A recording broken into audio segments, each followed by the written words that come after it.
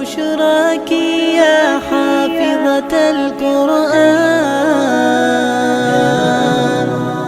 حين تنالي من رب الرضوان، ويقال لك ارقي أعلى جنان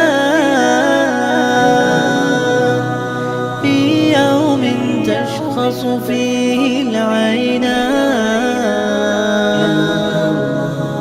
قرآني في قلبي دوما يغمرني من فيض ضياء، آيات المولى تدفعني نحو العليا، والكون الواسع في صدري أحضنه أرضا وسماء. يا أهل الحفاظ أطلوا لتحيوا خير الأبناء، من حفظوا القرآن وصار للأمة نورا وهدى، بقلوب تشخص في فرح حمدا تكبيرا ودعاء. يا رب لك